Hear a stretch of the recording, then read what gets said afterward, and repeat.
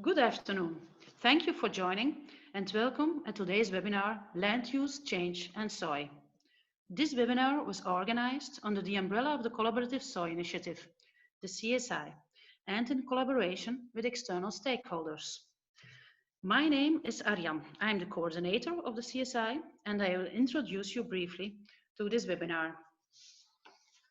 The presentations will be taken up by Ms. Bros, Managing Director of ProTerra, participant of the CSI Steering Committee and Chair of the CSI Working Group Make It Practical.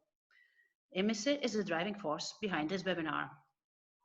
The other speakers today are Alma Acosta, Program Manager at Solidaridad, Anton van den Brink, Policy and Communication Manager at FEFAC, Delaney Kellon, Decision Scientist for Natural Resource Management and Sustainable Agriculture, Michelle Zollinger, Lead on Land Use Change Carbon Emissions at Quantis, and Jasper Scholten, Manager LCA at Blonk Consultants.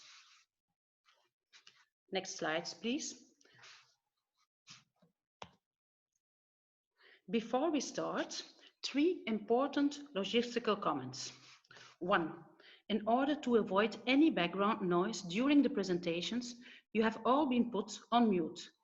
Please stay on mute during the entire webinar and don't put your video on, of course.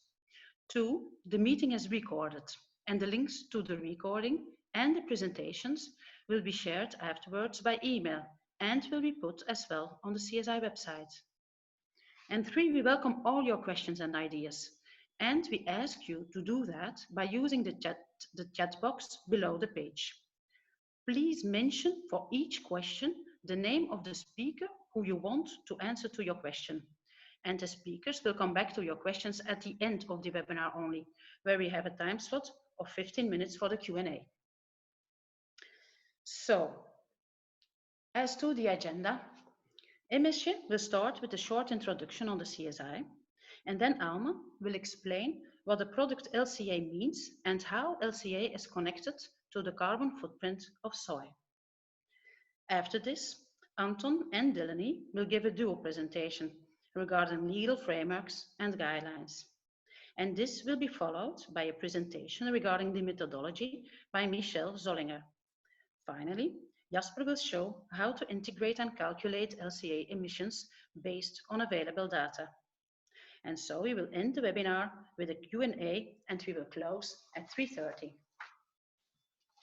So now it's my pleasure to give the floor to Ms. Bros, Managing Director of ProTerra, CSI Steering Committee participant, Chair of the Working Group Make It Practical, and as said before, the driving force behind this webinar. Go ahead, Ms. Lovely, thank you so much, Ariana.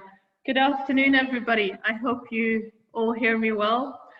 Or good morning, depending from where you're connecting. As Ariana mentioned, I will be the one presenting shortly to CSI, its vision and mission, and explaining why we're organizing this webinar on land use change and soy today. It all started with some observations soy experts made a few years ago, and which are at least partially still valid today. Namely, that certification is not growing as fast as we hoped. It didn't bring that solution.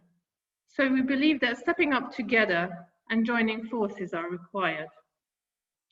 Tools and frameworks are available, supporting us through the focus on the how, but it is sometimes really difficult to find your way through it. Information is often scattered, and even experts seem to find it difficult to keep the overview. There are also multiple approaches, such as standard schemes, for example, ProTerra, Donna, Soy, or R2S, landscape approach, land-scale initiatives, or verified sourcing areas. So often we receive the question, what is the best? Which way should I go? Which one serves the best of our company? So the general question all this leads to is how to deal with this. How does this all strengthen each other? And where is actually the real role of the different tools and approaches in the system? This all led to the key question we have.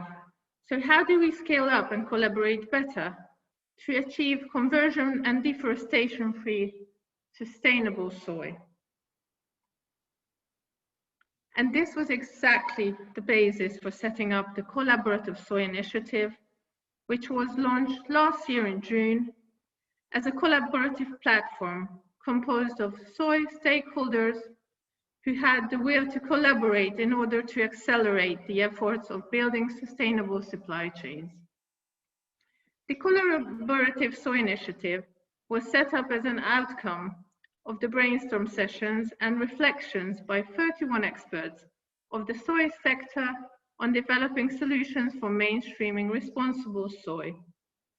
These brainstorm sessions took place back in 2016 and used the Malik Institute's integration methodology. We can also find additional information about this background on our website, which will be shown later on. And at that time, when the brainstorm sessions took place, and also when the CSI in 2019, also a fraction of the European soy import was actually sustainably certified by schemes such as ProTerra or RTS. The discussions focused on what supply chain stakeholders had to do together to achieve 100% sustainable soy products for feed, food, and other applications into and inside Europe. The outcomes of these sessions was updated last year. And these brainstorm sessions in 2016 and 19 led to the prioritization of challenges and actions, which were defined as having the biggest impact on the vision of having 100% deforestation and conversion-free sustainable soy. All these priority actions were bundled into 4 action fields, showing the actions which may have the biggest impact. The concrete implementation of these 4 action fields is now coordinated by 4 separate working groups, engaging with many external and internal stakeholders. The strong interlinkages demand systematic changes, which only can be implemented together and by influential and willing stakeholders. So this all at the end led to the setup of the Collaborative Soy Initiative with the long-term vision of achieving 100% deforestation and land conversion-free sustainable soy production and market uptake. Our mission is to inform about the actions that are already ongoing. So this is actually a platform aiming to foster information flow and transparency. Besides that, we wish to facilitate collaborations between different stakeholder initiatives and actions.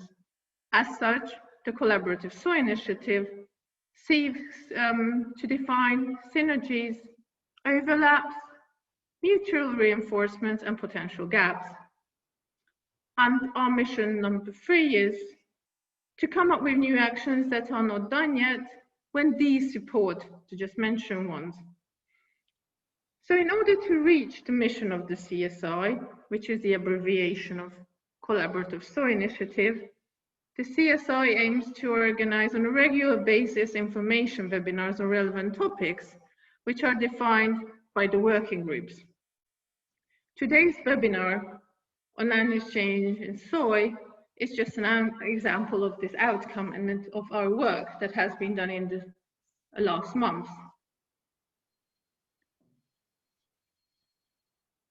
How to scale up, find strategies, and better collaborate within the various initiatives and strategies to achieve this goal, the 100% deforestation and land conversion-free responsible soy.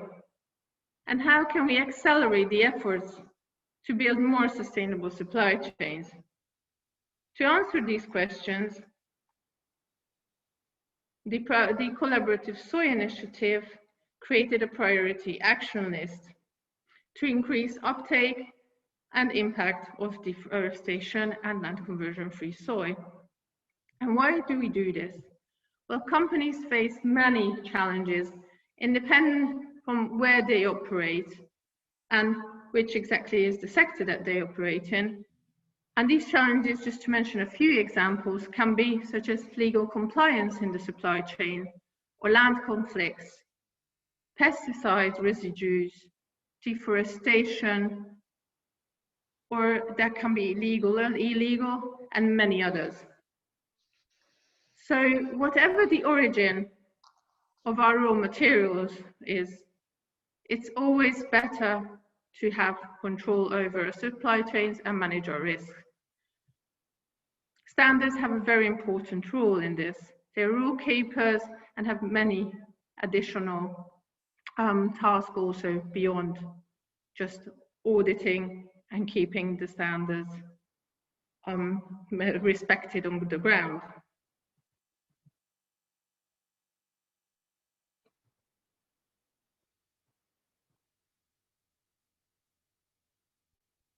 The actual rates of tropical deforestation and the amount of carbon emissions resulting from those prove actually the urgency of discussing the subject of LCA today.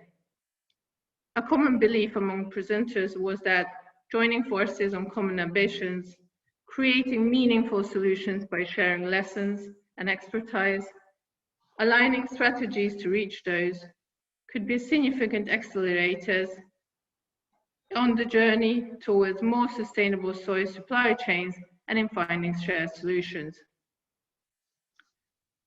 But what about competition, you may ask? We believe that transparent information helps companies to have well-informed choices. And we also believe that standards do have a responsibility to develop and address the issues companies face that we just presented in the previous slide. So standards such as ProTerra, Arcturus, Dona Soya offer good solutions, and these can be combined. So let us work together, because none of the initiatives can save the world on its own, and together we are much stronger. Here you can see the logos of the steering committee members behind the Collaborative Soy Initiative that work on a daily basis to support the mission and the vision of the Collaborative Soy Initiative. For further information, please visit our website and stay tuned for more upcoming events. Enjoy the webinar, and with this I would like to give over the word back to Ariana, and thank you for your attention. Thank you so much, Emishe. Just maybe previous slide, I saw that there was a logo missing, just to be complete. I don't know what went wrong. Voila, now you have all the logos. I would not want anybody to feel missed. So thank you so much, Emishe, for this very clear introduction about the CSI and its priorities, and also for showing us why collaboration and clear information is so important. Now it's my pleasure to give the floor to Alma Acosta. Alma will explain what the product LCA means and how product LCA is connected to the carbon footprint of soy. Alma, be our guest. Thank you. Good morning, good evening, good afternoon for some people. My name is Alma Acosta, and today I will give a short introduction about life cycle assessment, commonly known and shortly known as LCA, and how is it connected to carbon footprint. So to begin with, next please. Next. Thank you. To begin with, every activity taking place in an environment, including agricultural activities, in our case, soy production, has either inputs from the environment or outputs into the environment. Such inputs, for example, in soy, we have fertilizer, machinery, electricity, water, and outputs such as soybeans or crop residues. They have several impacts that contribute to the environment in return. It is therefore very important to assess the contribution and effects of some inputs, outputs, and contribution to agricultural processing and production system into the immediate environment through the life cycle assessment tool. So this is because This agriculture today must be environmentally and ecologically sound and aligned with public values. So as I said before, we have inputs and outputs, and they all have emissions of greenhouse gases like carbon dioxide, nitrous oxide, methane into the atmosphere. These emissions are responsible for global warming, as we know. Next, please. So how can LCA help us to analyze this production chain? Well, LCA is an ISO methodology and is also a tool that can be used to evaluate the environmental load of a product, process, or activity through its lifetime, and is also known as from cradle to grave analysis. So with LCA, we can determine the total greenhouse gas emissions by aggregating the effects of different emissions taking place in all phases of the soy production chain. In this way, we can understand the significance of the potential environmental impact of the system under consideration. And next, please. So how is it connected to carbon footprint? So LCA can be used as a tool to benchmark the potential reductions in the use of soy inputs, while calculating the environmental gains linked to these reduction targets in order to prove the efficiency of a farm management. So in LCA can determine the carbon footprint, for example, of soy exports. This will allow quantifying the environmental footprint of a product from its production until it is delivered to the importer. Next, please. So I wanted to introduce one of the methodologies used in LCA. This is called data envelopment analysis, and this is also used to add precision to the LCA analysis. So the DEA is a non-parametric data analytic technique that allows to calculate indirect and direct emissions from inputs production such as carbon dioxide, nitrous oxide, methane, to assess the efficiency of all production units under study. So this was just a short introduction of LCA. I'm pretty happy to answer all your questions after my colleagues are done with their presentation. Thank you very much. Thank you so much, Elma, for this indeed short but very, very clear introduction about LCA and carbon footprint of soy.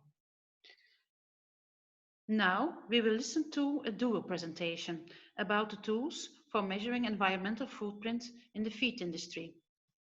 Firstly, Anton van der Brink will explain the current state of play of the European Product Environmental Footprint Category Rules, PEFCR for feed.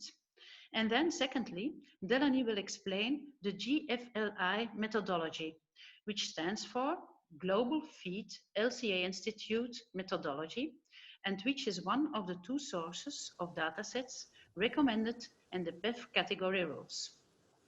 So now I leave the floor to Anton. Go ahead. Yes, thank you. So here, Anton van der Brink from FEFAC. First, yes, there we go.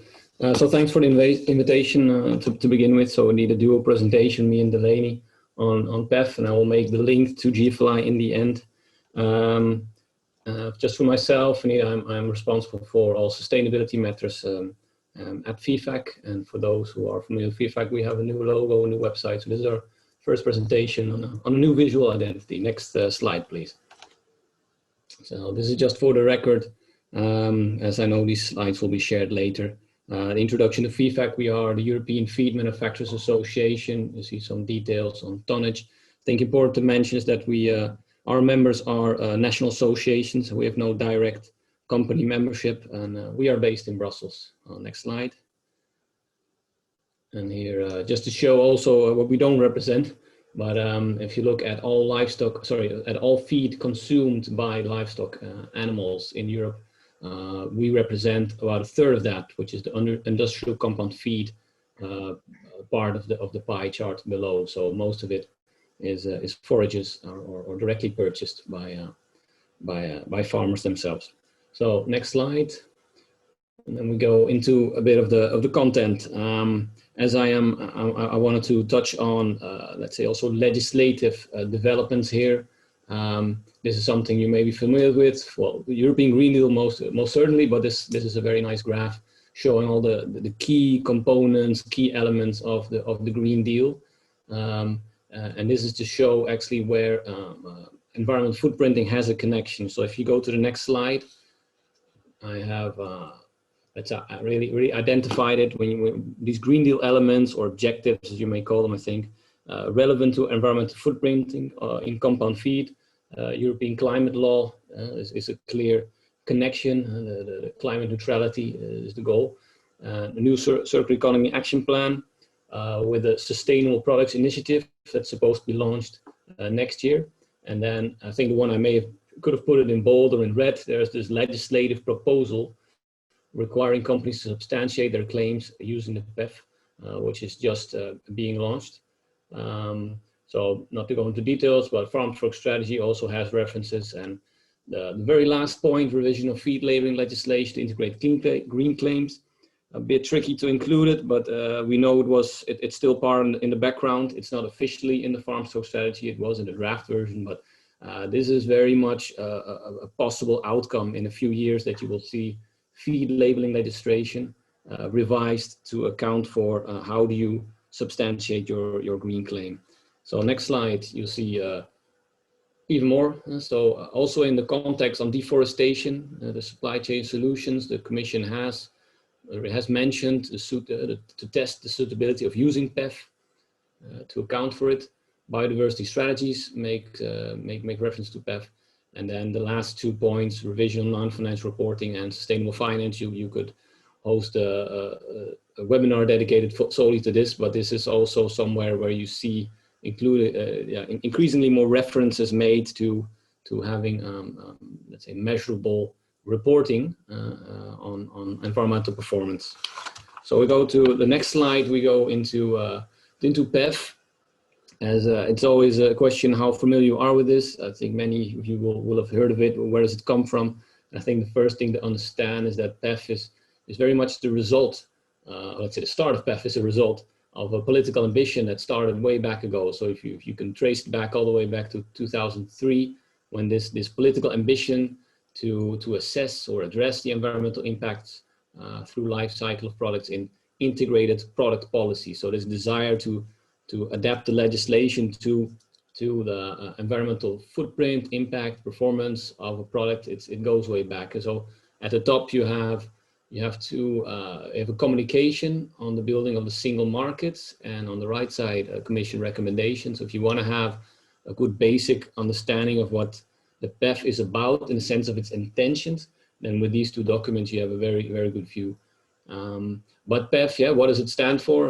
At the top, product environmental footprint.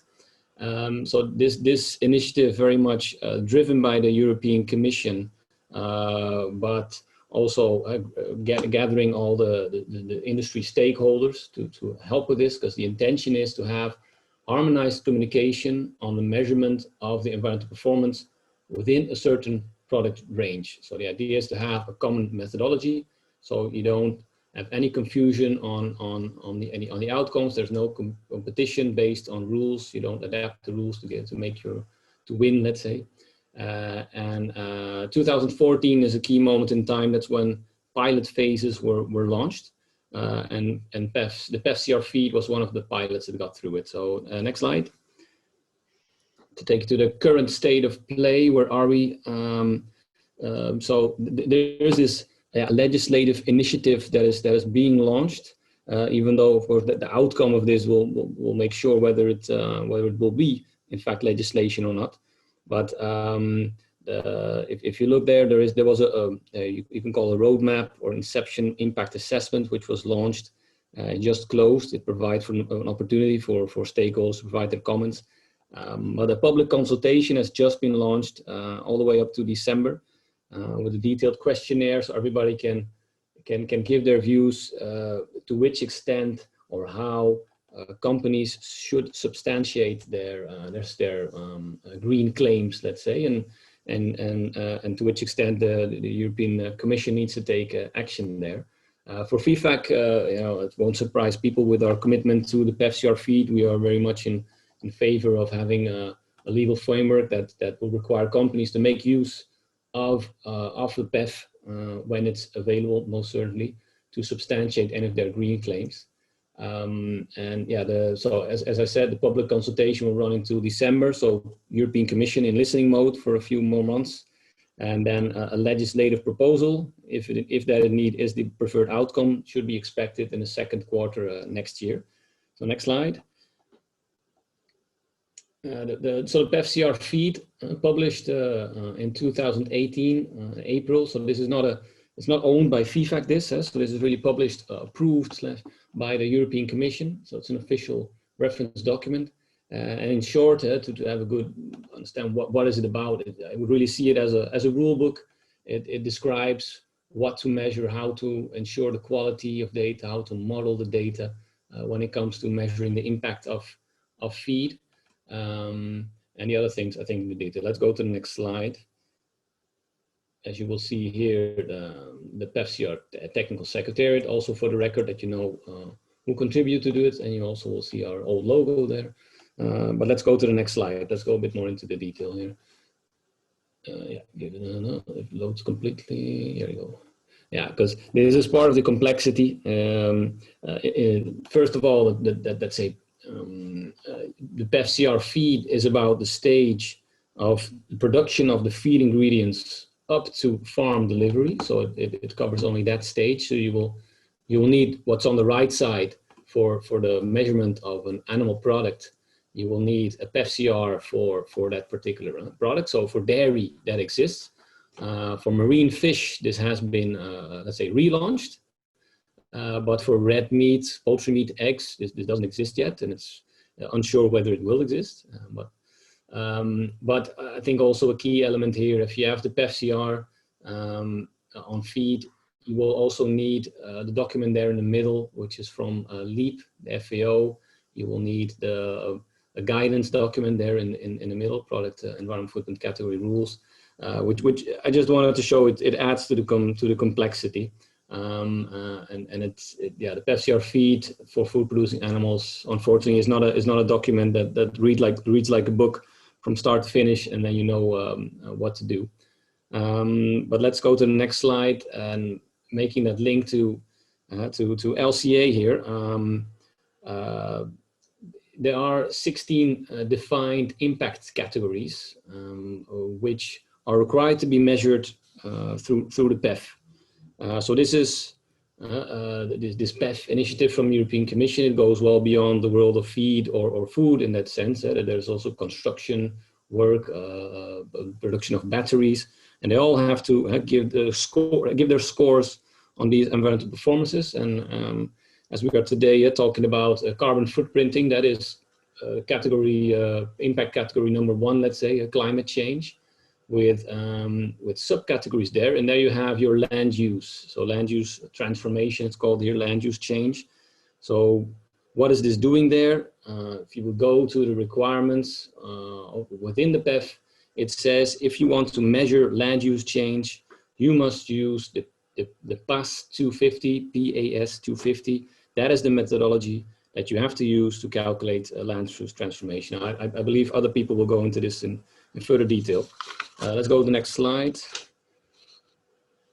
Just to show, this is within the PEFCR feed identified as the most relevant impact categories. That it is kind of specified to the product that is at hand.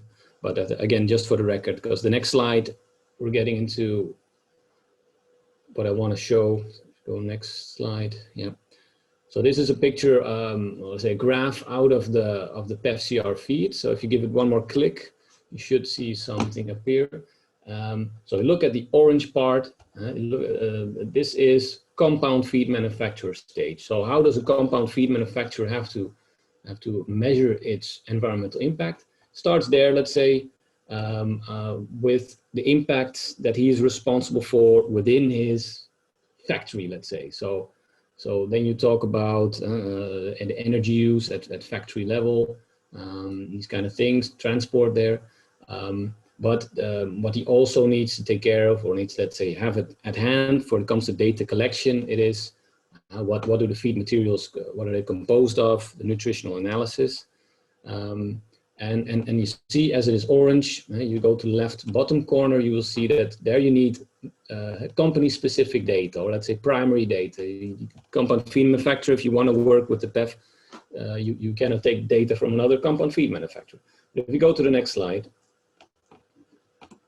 and again, yeah, so we have, I think you get one more click, then you also get an arrow there. There you go. This is really the, one more back.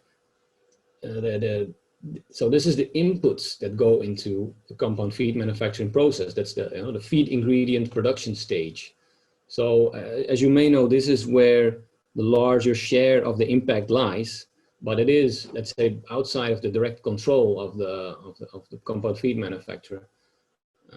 So if you go, you have to go back. So here you have a very, let's say, important reliance on databases. And again, it's in green, left bottom corner. Here is also where, if you want to work in compliance with the PEF-CR feed, you can use secondary data. So yeah, again, this is what compound feed manufacturers here need is databases that can provide that kind of secondary data on all, let's say, feed ingredients they can have. So if you go to the next slide, that's the last one. I try to hurry up. This is a screenshot out of the PEF-CR feed document, where you see a very specific, let's say, a rule. And the rule book, it says what kind of secondary data can you use. So you can use there's let's say an official database provided by the European Commission. But as a second one there, you see also listed the GFLI database. So this is where the GFLI database and the PEF-CR feed, let's say, link up, and hence the importance when we mention them together, that for feed companies to be able to work in compliance with the PEF-CR feed, they need a well-functioning and a well-filled, good quality data GFLI database. So I try to stick to my time. In the next slide, you will need to see my thank you for your attention slide. So I can hand over to Delaney to take the second half of this duo presentation. Great, thanks, Anton. Very interesting presentation on PEF-CR feed. And indeed, now it leads logically to the next presentation about the GFLI methodology by Delaine, who will also present the FEFAC Responsible Soy LCA Convergence project, which links responsible soy certification with environmental performance data. Delaine. Thank you thank you very much. Just to note that for the purposes of this our webinar right now, I'll be speaking on behalf of the GFLI Secretariat. And just to note that I won't be able to, in the time we have, present the full convergence project information. I know Anton will coordinate to share all of the findings and recommendations from that scoping report as soon as possible. But for the purposes of today, Anton and I discussed that it would be helpful maybe to this group for me to share some specific information just about the GFLI database and things that the GFLI needs to consider, that should consider, as we try to develop the capacity to integrate data sets on responsible soy and other kinds of branded or product specific data. But obviously we're talking about responsible soy. Next slide, please. Just to quickly, for anyone who's not fully aware of GFLI, it's a feed sector initiative providing global harmonized metrics for feed based on the LEAP methodology and aligned with the feed PEF-CR, as Anton was just explaining. And the goal is for GFLI's database to become the global reference for this data to all relevant stakeholders. Next slide, please. I've listed a number of key attributes. I won't go through them, it's just for your information, but I'll just highlight something that Anton actually also mentioned, that the database currently is made up of secondary data sets based on regional and sectoral projects. So different regions of the world or different sectors have provided data sets into the database at this point. Next slide, please. but we are expanding the GFLI methodology. We have a technical management committee that works together closely with our database manager and IT manager. And there's currently an update being done to the GFLI methodology and procedures documents.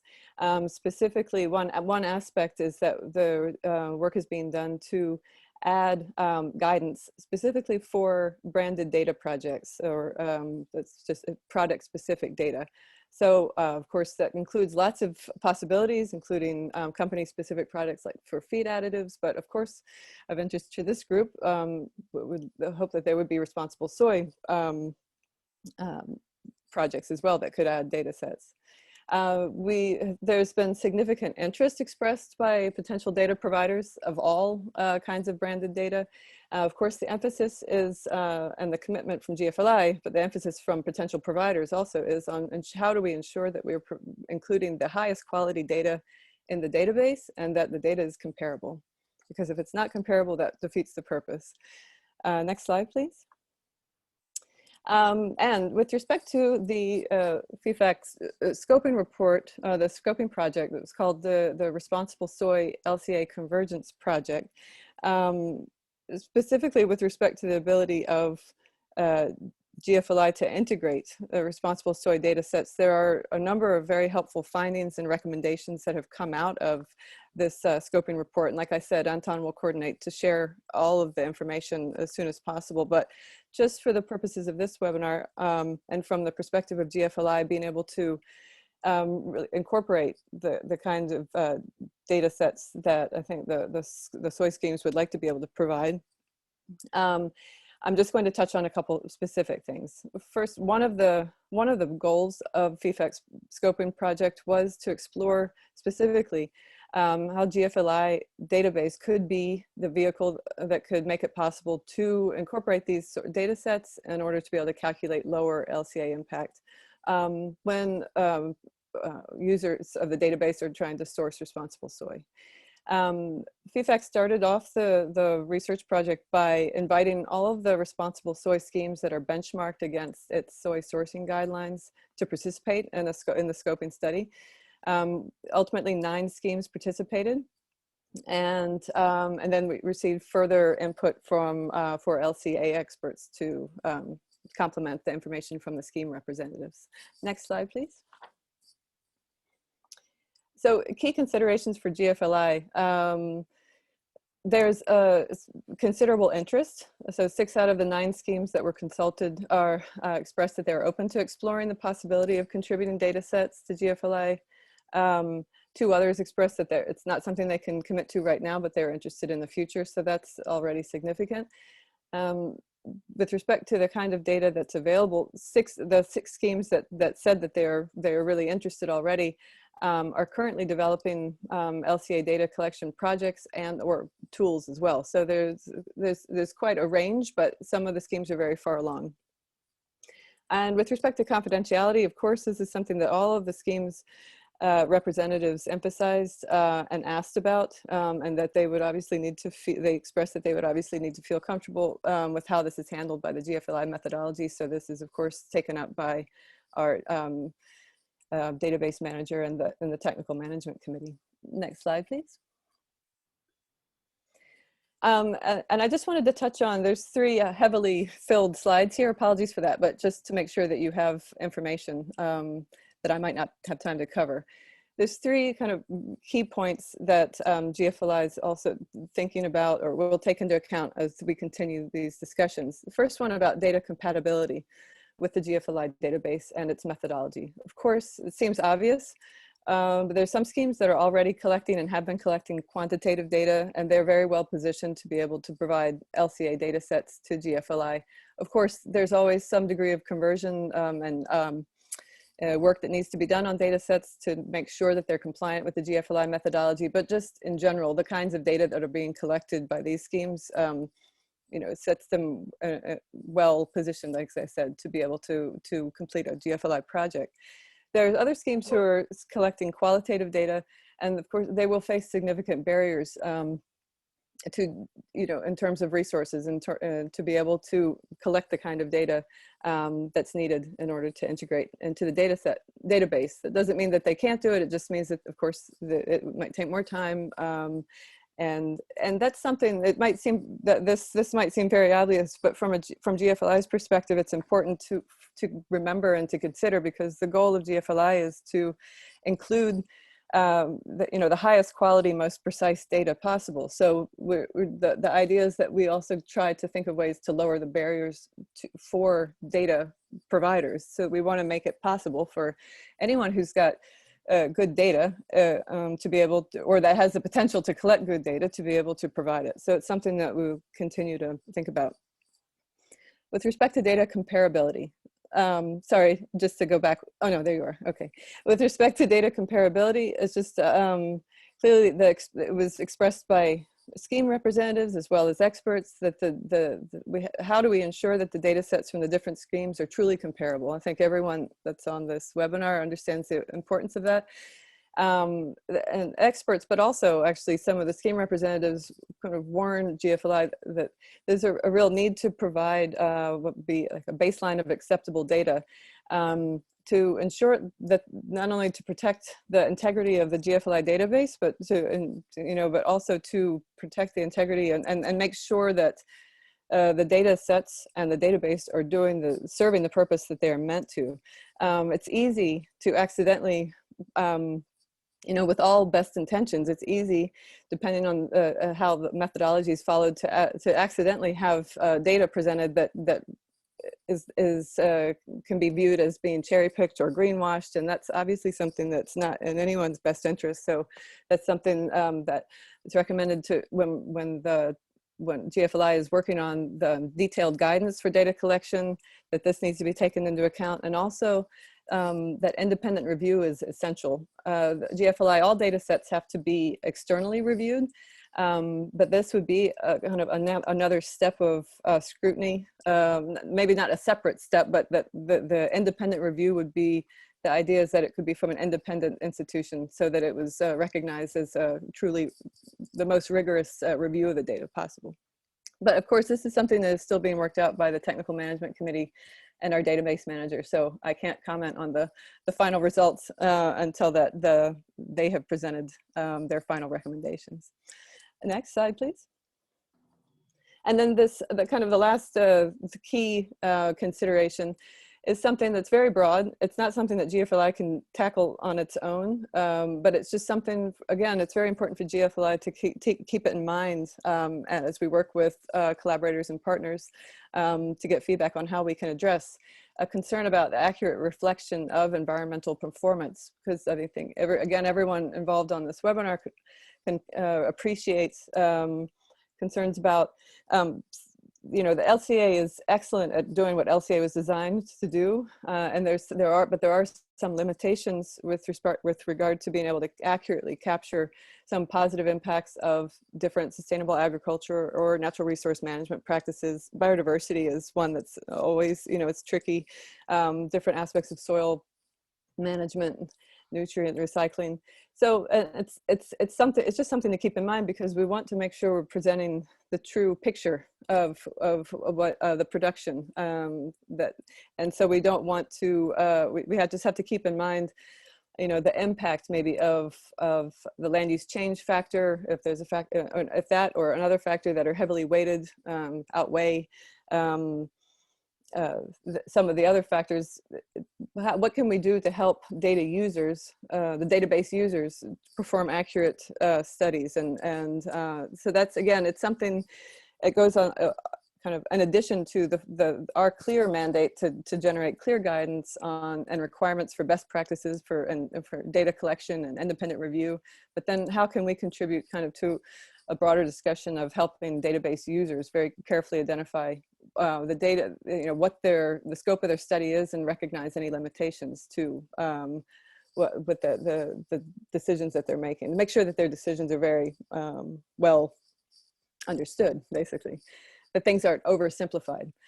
And there was a point to recognize that there are potential limitations of the past 2050, and so I think other speakers will, I think Jasper may discuss this later, but the idea is also, as I mentioned before, GFLI, we want to, as I said, we want to have the most precise, highest quality data possible. So what can we do to help make sure that we can support data providers that can actually provide data that would kind of limit the need for use of national averages, so we have the most precise data possible.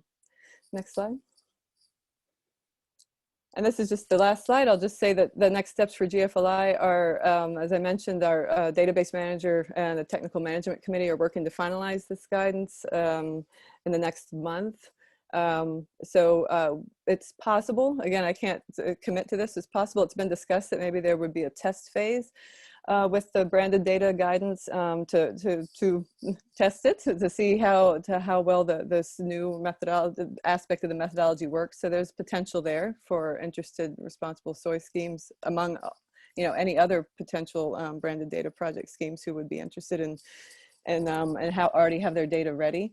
And yeah, GFLI is currently carrying out discussions now. We have a strategic planning session this month with our board to talk about how we can facilitate database expansion, just as I mentioned a couple times before, in order to capture the highest quality data.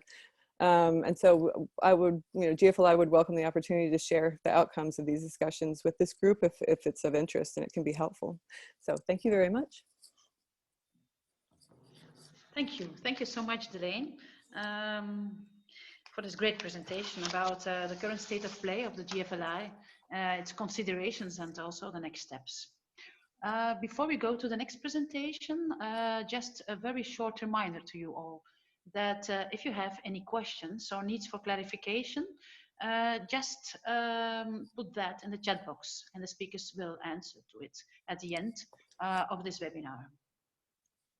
So, and meanwhile, I want to welcome and to give the floor to Michelle Zollinger, who will share with us the guidelines for land use change and its limitation factors.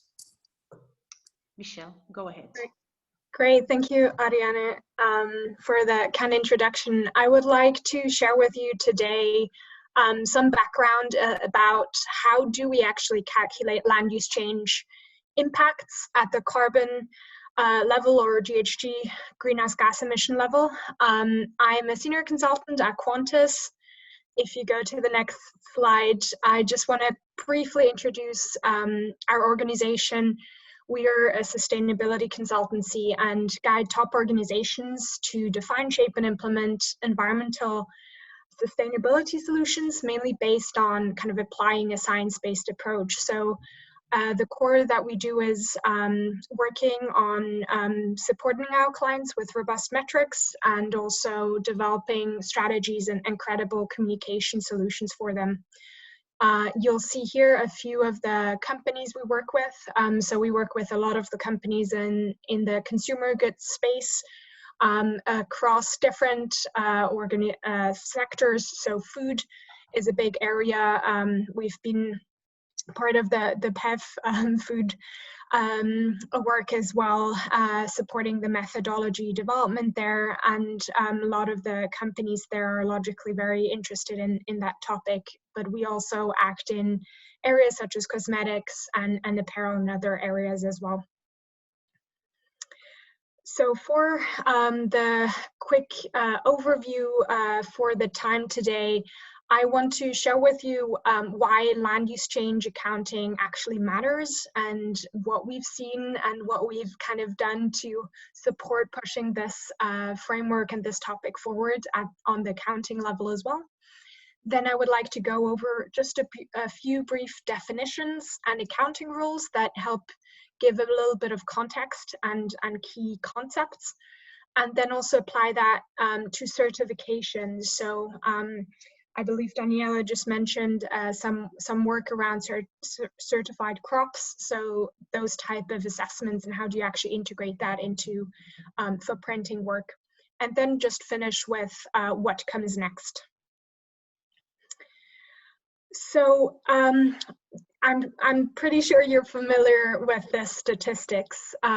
This comes from the IPCC. So 24% of global GHG emissions really come from agriculture, forestry, and other land use activities. And actually half of this is expected to come from land use change and deforestation. So agriculture, forestry, and other land use activities is one of the second biggest drivers of global impacts, just illustrating the importance of this topic. But what we're seeing at the company level and at the footprinting or reporting level, we actually see a quite big gap. So CDP last year found that 70% of the 1,500 companies who were asked to disclose on 4 forest risk commodities, timber, palm oil, cattle, and soy, failed actually to do so. So there is this enormous gap between the importance of this topic and the reality of how are companies actually being able to integrate or disclose their information for making smart decisions here. When we looked into trying to understand why is this actually happening, so why is this lack of accountability coming up, we found 2 drivers. One of them you can consider being kind of the lack of initiative and leadership in the area of land use and land use change by the companies themselves. That can be sometimes one of the reasons. But what we actually found is an even more important reason was this first point, which is really the lack of a clear methodology and data, and how do you actually account for measuring these type of greenhouse gas emissions from land use and land use change. So to address this challenge, we as Quantis brought together a large group of different stakeholders, about 40 different organizations from the corporate side and NGO side and so on to address this question.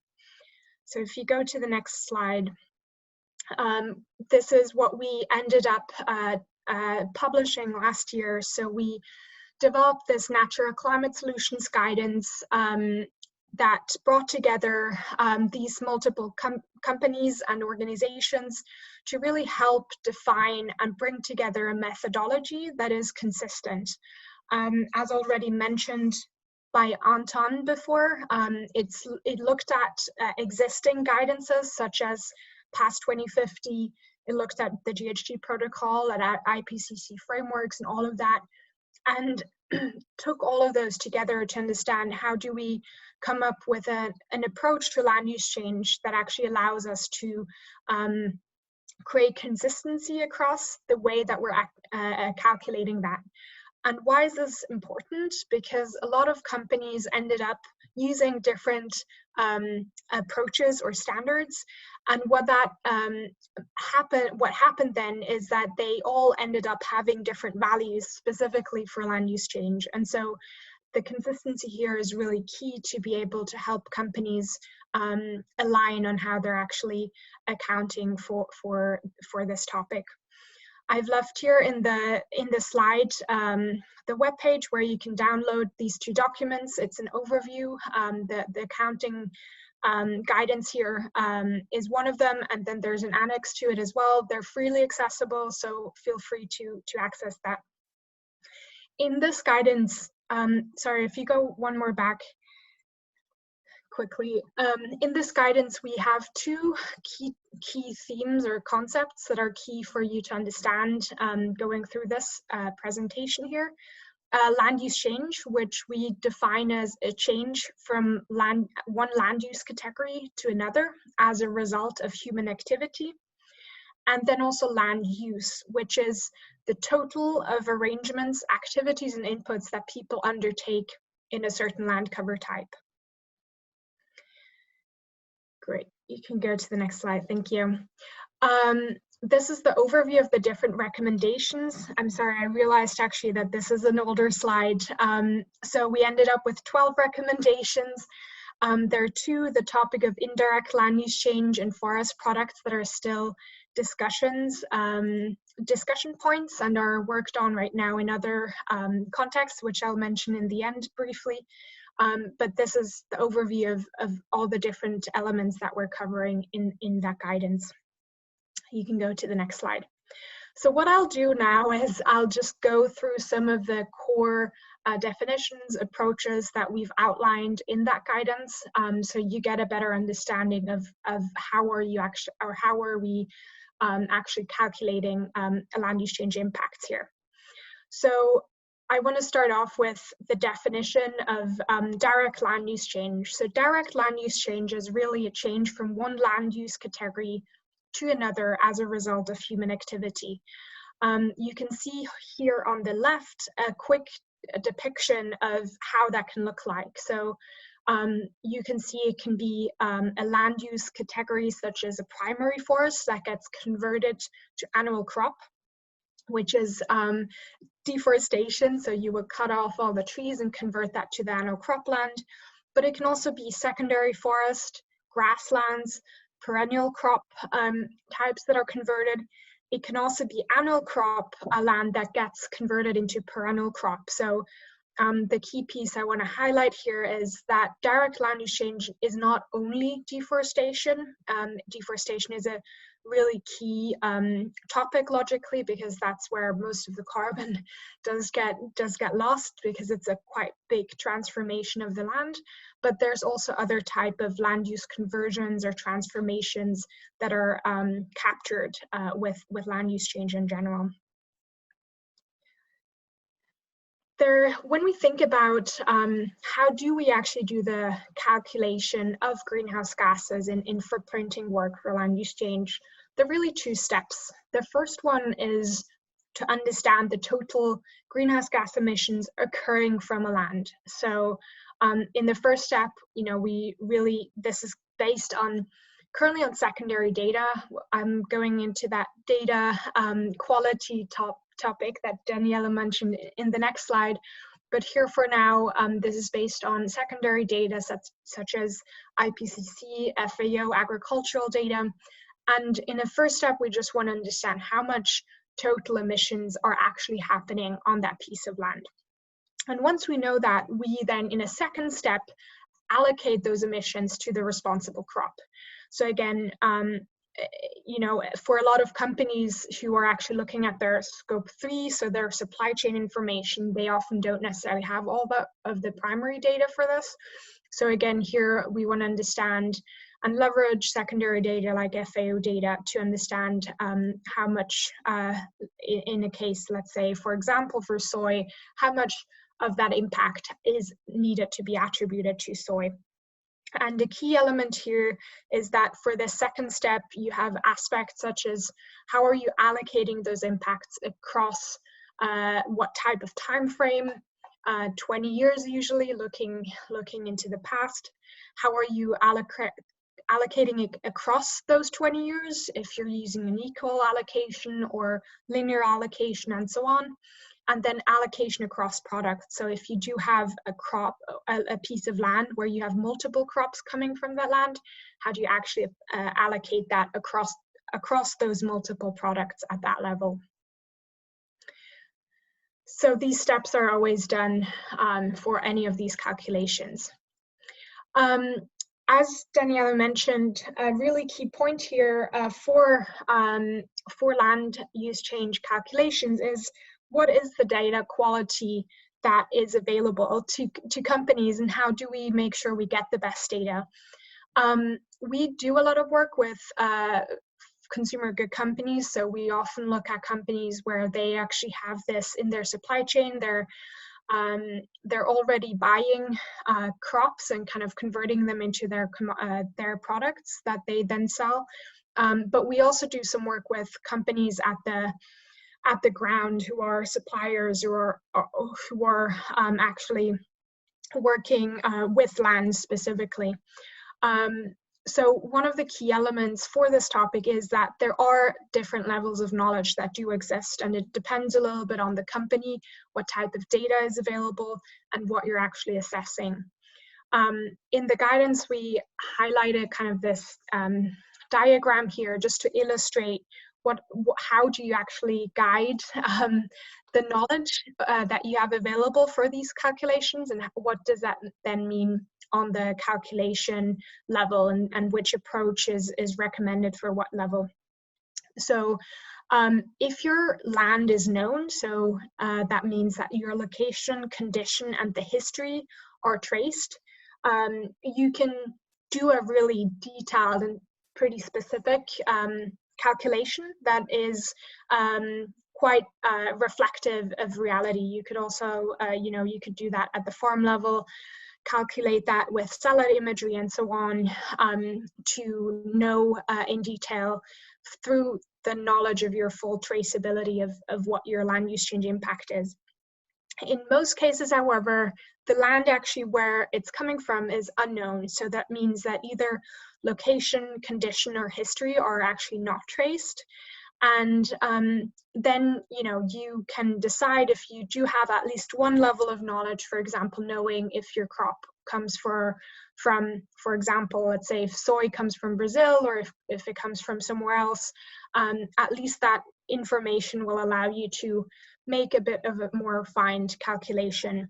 So the calculations, depending on your level of knowledge, can happen at country level, at regionalized level, or at farm level, depending on your level of knowledge. And also, if you go more detail, you go into more detail, for example, at the farm level, it just allows you to get more certainty for how, what the number of your direct land use change is. Great.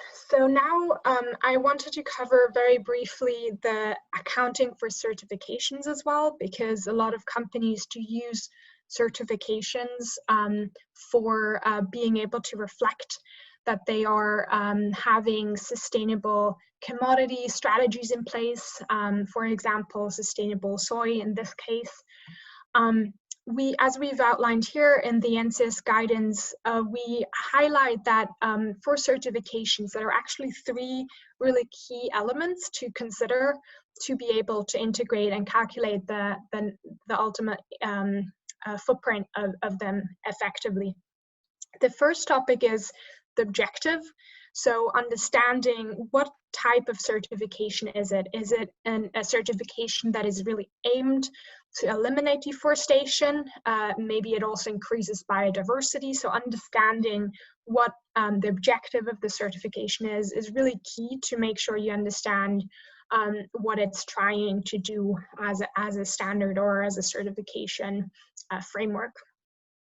The next key piece is the time frame, so the cutoff date, which means how do you consider that in your calculations. In this example, you can see a quick illustration on the right where, let's say we are today in 2010. We have to look back those 20 years based on land use change accounting rules, and your certification might only start from 2000 onwards, but before it didn't consider anything. However, in this illustration, you know that there was a deforestation event that happened somewhere between 1990 and 2000, and so you need to consider that you do have 10 years that are covered by the certification, but the years before that are actually not, and so that's something you do need to integrate into your footprinting here. And then finally, the scope, so understanding the boundary of certification. Is it making sure that only primary, there's no primary forest conversion, or is it also covering secondary forest or other type of land conversions that are completely called out that they can't happen? So again, objective, time frame, and scope are really key. Can you go to the next slide? So very quickly, so how do we integrate certification considerations in 3 steps? Usually we check if a company or an organization has specific sourcing practices that do integrate certification considerations. We then, in the next step, allocate those impacts across time and then adapt that calculations based on these 3 elements of certification: the scope, objective, and cutoff date. I just want to walk through a very quick example here that just illustrates a bit more clearly how that actually looks like. So this is an example of a crop where these different colored bars you can see represent different land categories. And before we actually look at the certification here, we would need to look back those 20 years, understand what is our period that we need to consider for the land use change footprint in general. So you can see on the right here, the impact before 20 years are not included anymore. Those are cut off. And across those 20 years, then we need to understand how do we allocate that. In the guidance ourselves, we say the linear allocation is the best way. So it just means that most recent years get a higher impact, and less years that are further away have received a lower impact, just to give a better push for kind of helping companies make the best decisions. Once we know that, in the next step, if you go to the next slide. Thank you. We look at a certification, for example, here with a cutoff date 2008.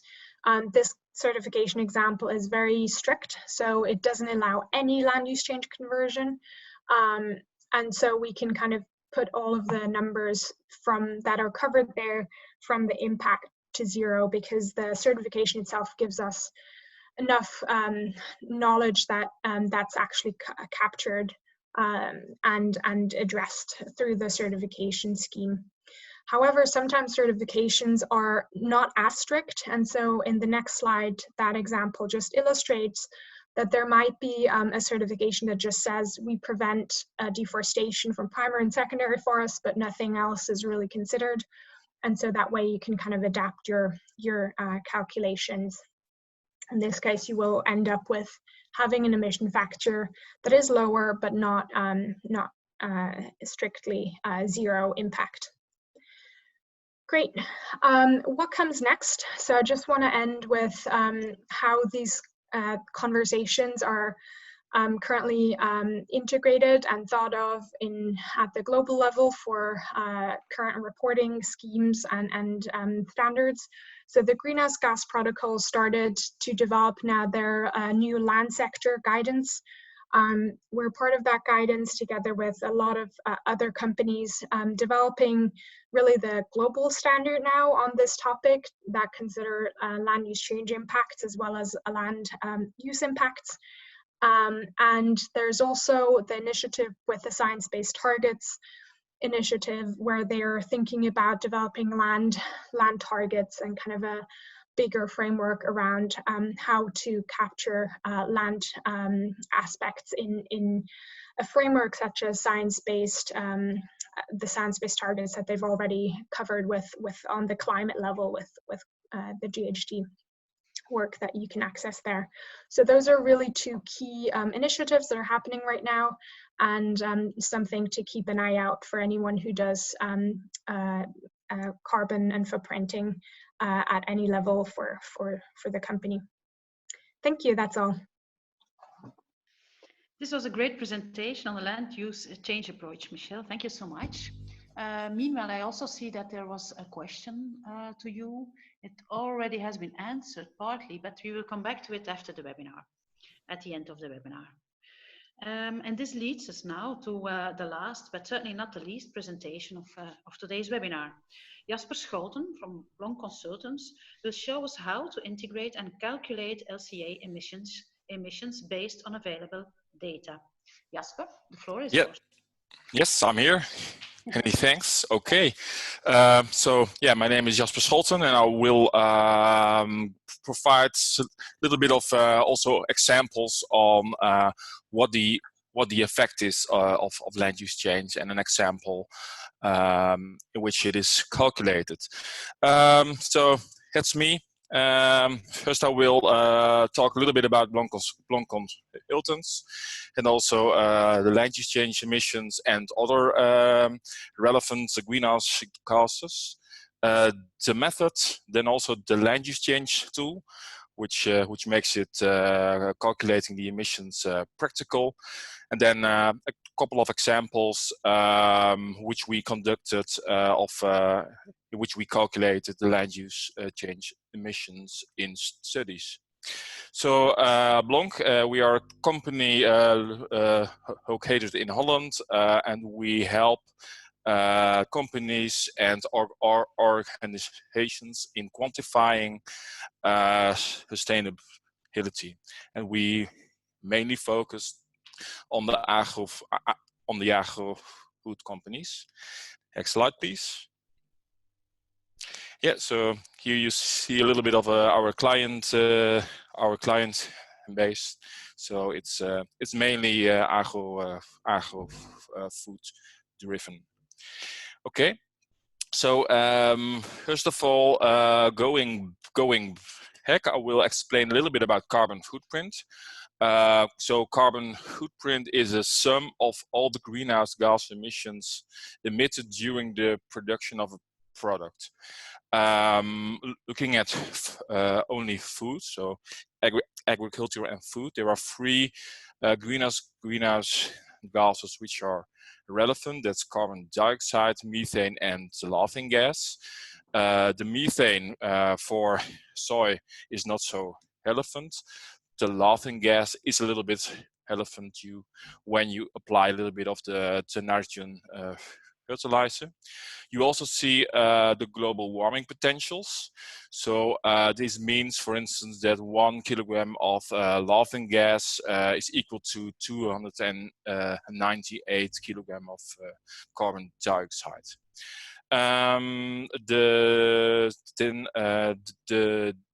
So we take the life cycle approach, or a holistic approach. All the life cycle stages are included. So when we talk about soy, it's the fertilizer production, diesel use, emissions on the land, but also the crushing and transport and further refinement. And the land use change, there you see that a lot of also carbon dioxide emissions are emitted to the air. So that's a highly relevant for soybeans. Next slide, please.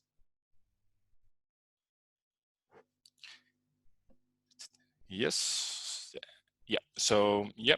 So so the other speakers already discussed the standards. So here on the left, you see the PAS 2050, in which the land use change, the method of today, which is also included in the standard of the European Commissions, which you see on the right, was invented. So this is, let's say, the method which we use to calculate the land use change emissions, and which is also integrated in the rules of the European Commission. Next slide, please.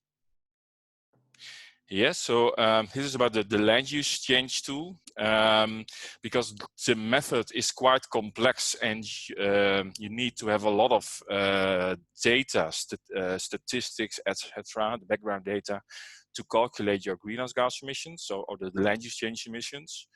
So a couple of years ago, we made a tool which is quite user-friendly, in which you can, based on your crop, the region, and what you do know about the cultivation, you can calculate your greenhouse gas emissions. There are three options. Also, what Michelle was just explaining. So you have the option when you don't know the country and the land use. Then the tool will calculate, based on all the main producing countries of that crop, it will calculate a weighted average, a global weighted average. But if you do know the country, so the country of cultivation, but you don't know what the previous land use was, then it calculates the land use change emissions based on the crop expansion in that country, and also the carbon emitted.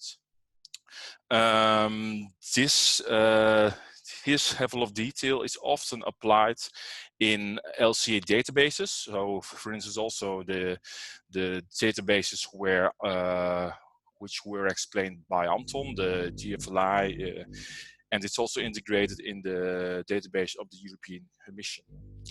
Then, if you have a lot of data, so I can imagine that the label schemes, also here in the call, that they could have more information.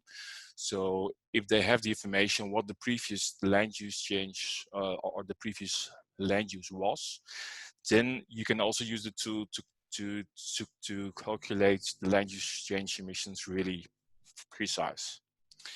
The next slide, please.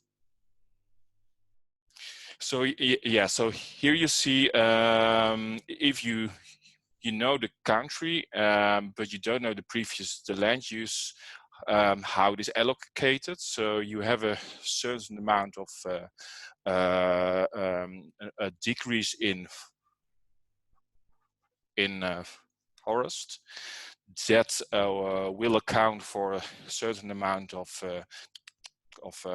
carbon dioxide. Then the tool is looking at the statistics of that the region or that country, which crop was expanded the most. Looking at an example of Brazil, for instance. So if a crop increased only a little bit, so here it is crop X, so this was an increase of 20%, then also all the carbon dioxide emissions of a 20% allocated to that crop. If, for instance, here in this example, crop Y, if that crop was not expanded or even decreased, then the land use change emissions, there are no land use change emissions allocated to that crop. And if a crop was, the land area was increased a lot, and of course, it gets a lot of the land use change emissions allocated. Next slide, please.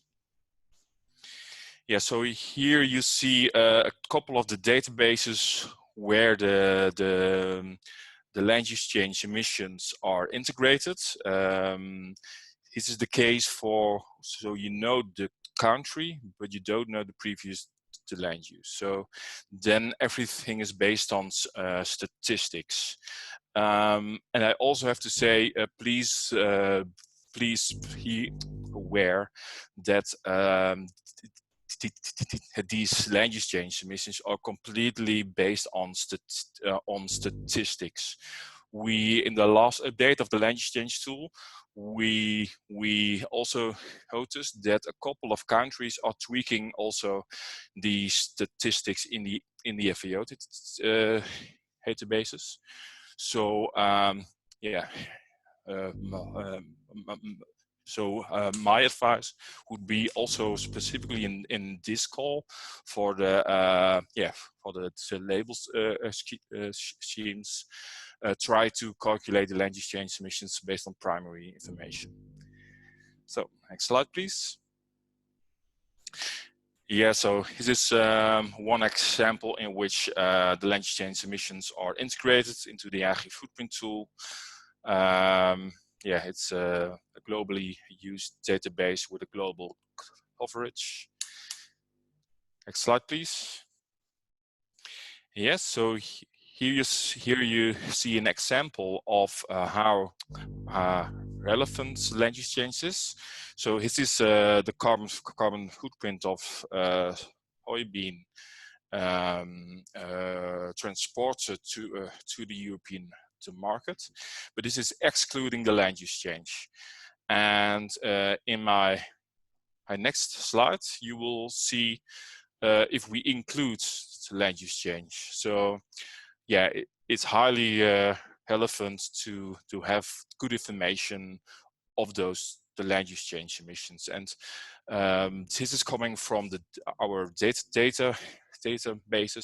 So this is completely based on literature and statistics. So yeah, it's highly relevant to have a clear picture of the land use change in your the label.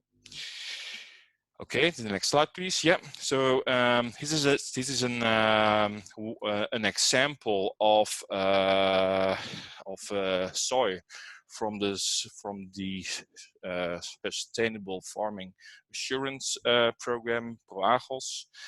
Here you see again the carbon footprint of soybeans, also with a hotspot analysis of where are the emissions coming from.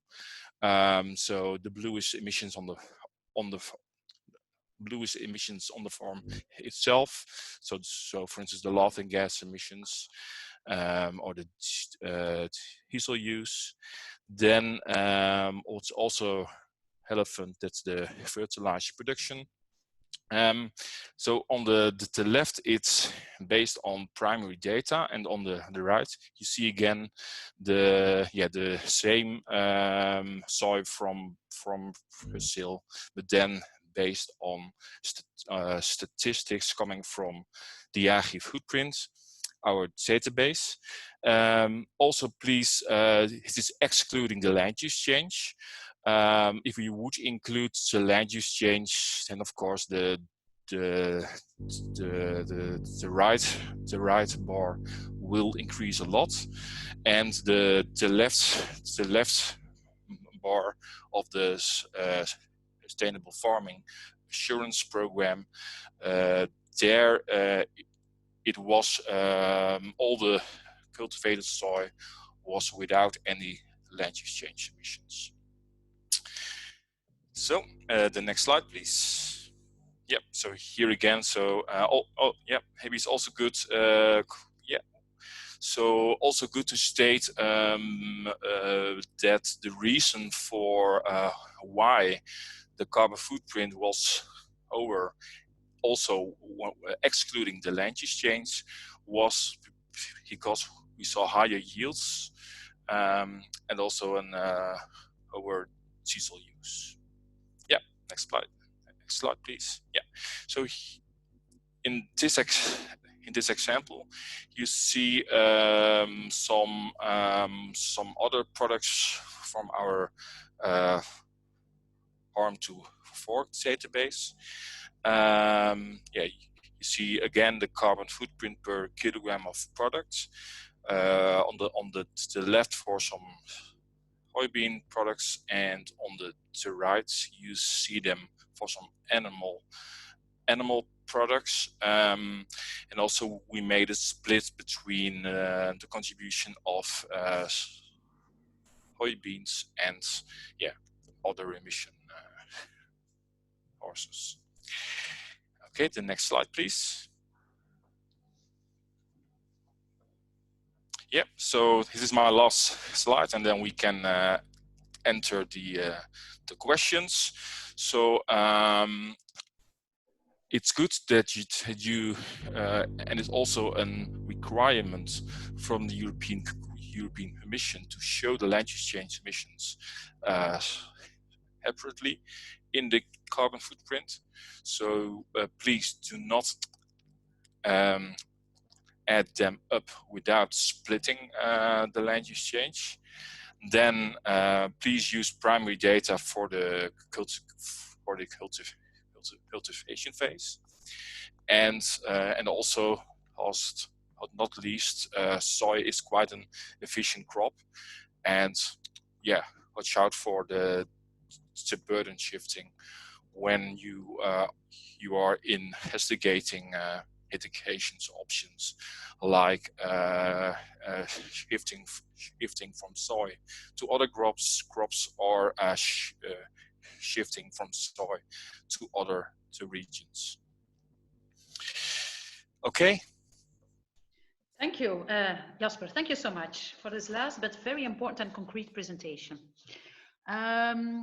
I see that we have only a few minutes left. We have 5 minutes, and all of a sudden the chat box has become quite active. So I will start with a few questions, or maybe just one. The other ones we will certainly reply individually afterwards by email. So, a first question from Will. I think this is to you, Jasper, as you were just presenting. Is it really appropriate to use country-level information when we know that luck is not uniform across the country? Would you be able to respond to that, or? Yeah, that's a good question. Yeah, so Brazil is quite a large country indeed, and it would indeed be more appropriate if there would be a more regionalized land use change missions. I know that in Brazil, this exercise was indeed performed. But I also noticed that it's quite complex to do this. So my advice would be please shift from statistics to primary data, so to really know what the land use change is. Okay, great. And meanwhile, I guess you also responded a little bit to Christophe's question, but we'll certainly come back to it by email as well. I'm looking to the time, 3 minutes. Maybe a very short one to you, Michelle. Is there a freely public available data source that shows the quantified crop-specific luck values on country, region level that splits, a long question, the luck value up into 1 from deforestation, 2 from grassland, and 3 from other cropland, etc., for the specific years? Michelle, is that a question you could reply on or give feedback on now? Yeah, sure. So right now, there are all different tools out there. One presented by Jasper, for example, with another one on our end that illustrates kind of that breakdown by country. For now, I'm not aware that those are publicly freely available. It depends. Most of this information is based, however, on FAO or IPCC data. So the base kind of the base data comes from publicly available data, but the calculation itself, which highlights that nicely, would be something that goes into this kind of assessment or analysis work. But hopefully in the future that can be something that will be offered and will be available potentially in the context of the GHG protocol. We'll see, working on that. Okay, great, thank you. So time was flying, and we are at the end of the webinar. I think it's best to close the Q&A, and as said before, we will answer to remaining questions afterwards by individual email. Thank you so much, everyone, for your presence, and a very big thank you also to the speakers, of course, for all the great presentations which were shared with us today. I certainly hope you all enjoyed it. And maybe a last comment, the recording, because it was a question as well in the chat box, the recording and the presentations will be shared at the website of the CSI. You can see it here, the Collaborative Soy Initiative.info. I see there's a mistake, the Collaborative Soy Initiative.info, it has to be. And we will also send it to you by email, so you can also share it with other colleagues and so on. So this is the end. Thank you again, and I wish you all a lovely day or evening. Bye. Thank you. Thank you. Thank you.